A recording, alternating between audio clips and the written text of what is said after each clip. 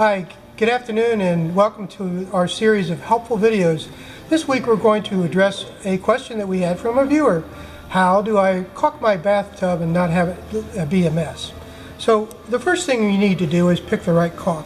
There's a lot of caulking jobs you will do.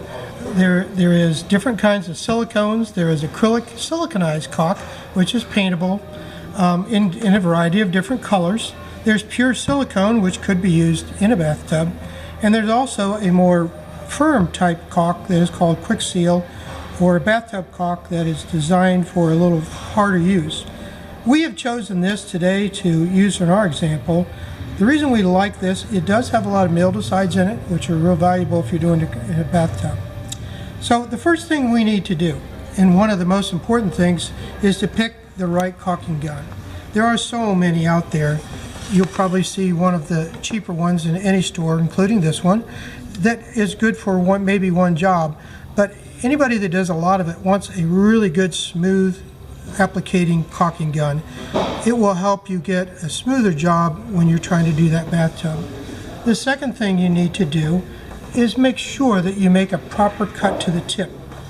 If the tip is cut too big, you're going to have a mess. If it's cut too small, you're going to have trouble squeezing it out. So the hole you want here, we've chosen about 1/8 of an inch hole, is going to be about 1/2 to 2/3 the size of the final strip that we wanted to have on our caulking job. And to cut it, you just simply use a good sharp razor knife and cut it at a 45-degree angle. Now here's the next thing you want to do though.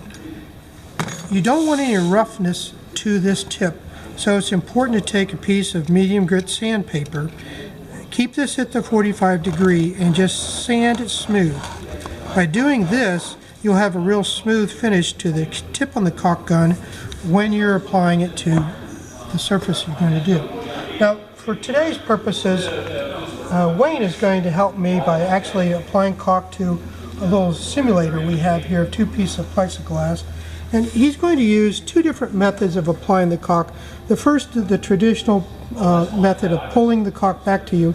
He's going to squeeze evenly with the caulk, have it go out, and if there's a little spot that's missed, we'll come back to it with our final application. The second way to apply caulk would be to go in reverse order.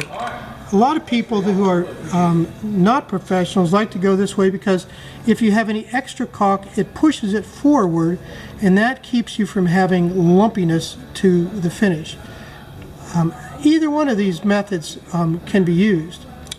Now, if you see, like in this case where we didn't get enough caulk on, you simply take the caulk gun and reapply over top of it. And in this case, it looks like we need to do that, Wayne. So we're going to, why don't we go ahead and go all the way to the finish there and show. We'll put a little more caulk out this time. Okay, so we've made a little mistake.